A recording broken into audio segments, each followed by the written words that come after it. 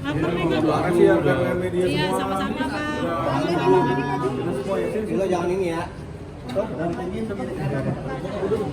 Aman nggak? Selamat malam semuanya.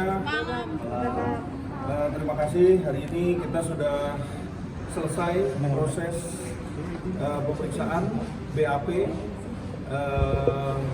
saksi kunci Viola, Insano, dan Pinar Arusli. Ya, jadi tiga orang ya, tiga orang sebagai saksi sudah hadir memenuhi panggilan ya, proses sidik ya, proses sidik untuk diminta keterangan lebih lanjut dan pendalaman, bahkan juga terakhir tadi kenapa lama itu ada BA Sita, berita acara penyitaan. Itu ada beberapa penyitaan tadi sudah flash disk, bentuk percakapan dan lain-lain itu disita, dan kita sudah menandatangani ya dari Viola sendiri. Kebetulan handphone juga disita, handphonenya. Jadi ini untuk menandakan bahwa alat bukti ya yang disampaikan kepada penyidik itu adalah alat bukti yang benar-benar sesuai dengan apa adanya. Jadi nanti kemungkinan sangat untuk di laboratorium ya, di lab lagi ada beberapa item, tentunya penyidik yang lebih paham nanti ke depannya seperti apa. Tadi barang buktinya mungkin apa aja Bang yang disita? Kalau dari saksi Viola itu handphone, tetapi dalam hal ini handphone ini masih kemarin udah 2 hari disita, dikembalikan, tapi semua alat bukti ada yang ada tentang perkara ini, artinya materi pidana yang terhadap dugaan daripada kasus ini semua sudah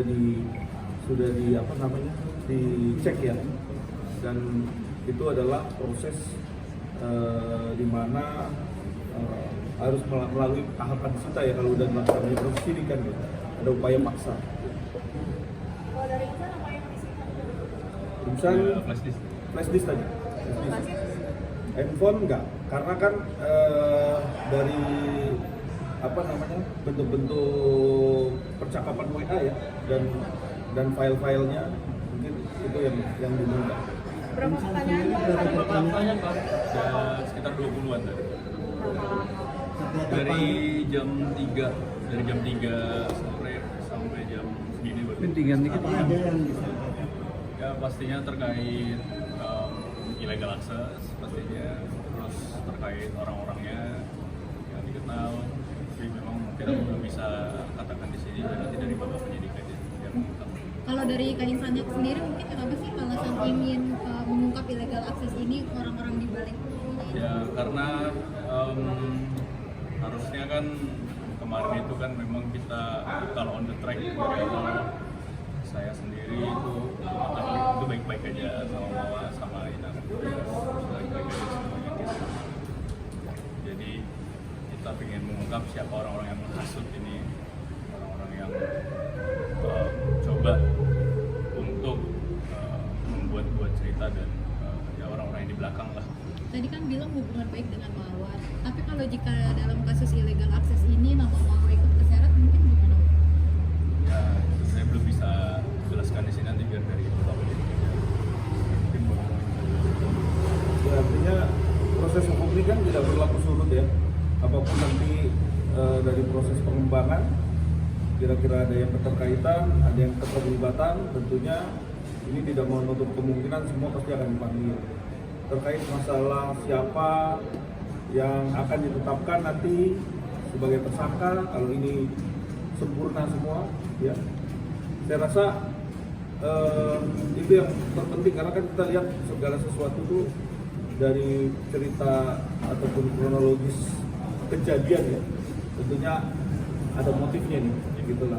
Itu yang kita akan cari, bagaimana motif ini bisa terungkap.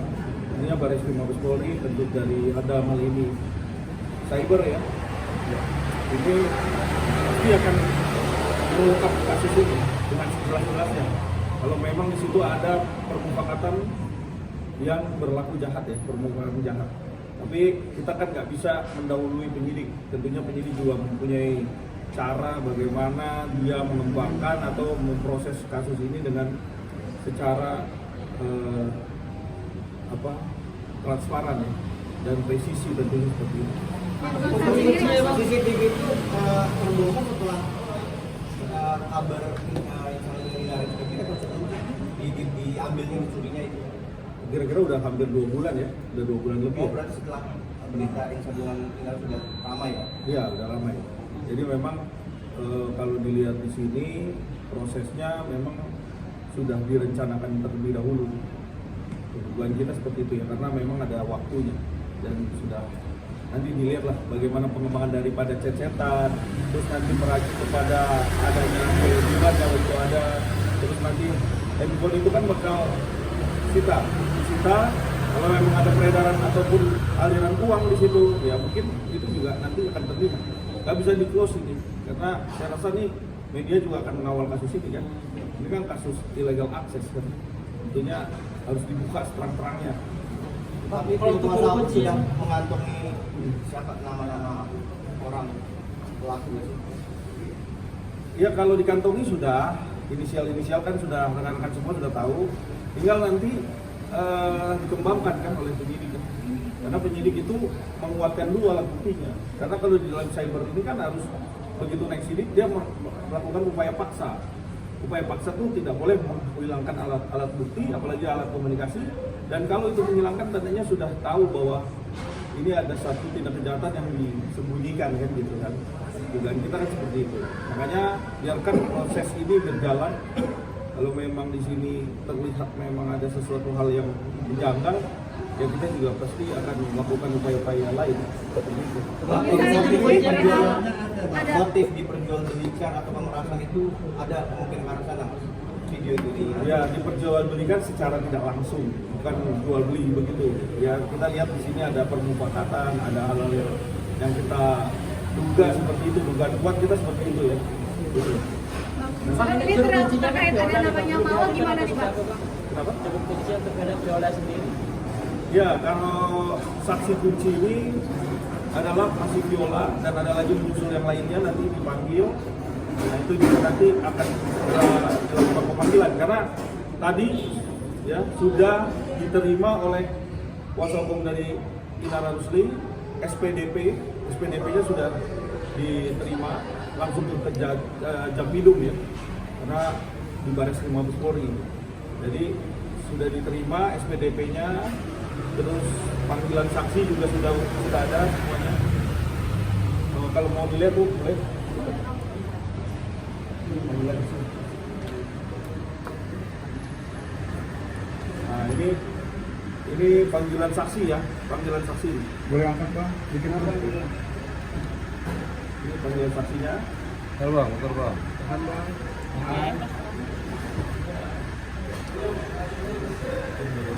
Ya. Tahan Bang. Boleh. Untuk sini. Oke. Ini kejaksaan Jampidum ya, SPDP ya. Jadi artinya polisi sudah memberitahukan surat dimulainya penyidikan, di mana penyidikan ini langkahnya adalah semakin mendalam pertama. Yang kedua sudah ditemukan unsur pidananya. Jadi tinggal rekan-rekan semua mengawal kasus ini. Tinggal kita lihat karena di sini adalah dugaan tindakan kejahatan, artinya illegal access, dan di sini ada pasal-pasalnya juga ada pasal junto pasal 32 ya. Jadi kan jelas ancaman hukumannya di atas 5 tahun penjara ya. Jadi rekan-rekan tahu bahwa kasus ini bukan main-main ancaman hukumannya. Jadi kalau memang nanti terduga ya, masing-masing terduga bisa naik kelas status tersangka. Katanya memang polisi sudah meyakini bahwa kasus ini adalah bentuk daripada illegal access.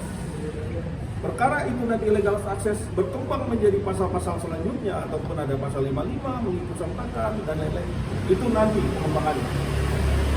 Jadi seperti itu ya. Mas, kalau Melihat adanya nama Mawar gimana di nih Mas? Mabes dan di Bang? Polda ya, ada dua laporan. Nah, kabarnya dari Peggy Nara ini yang di Polda di hold dulu. Nah, di sana juga sama seperti itu, yang minta di hold dulu. Saya rasa memang karena memang sudah terbukti alat buktinya di sini adalah illegal access yang sudah dijalankan, memang sudah dibuktikan bahwa ada nilai pidananya. Saya rasa ini harus dibuktikan dulu di sini. Itu secara gamblangnya seperti itu. Dan memang proses hukum di Polda Metro tentunya ini upaya Insanul ada itikat baik kepada Mawar untuk bisa melanjut lagi. Nah ini informasi seperti itu. Tadi baru saya dapat info dari Insanul, memang mereka mau untuk kembali ketemu dengan Mawar, bertemu dengan keluarganya. Nanti rekan-rekan semua nanti akan melihat beritanya ya. Semoga Mas Insanul sendiri bisa mewujudkan ya untuk bisa ketemu. Karena ini masalah pribadi ya. Masih sana Ada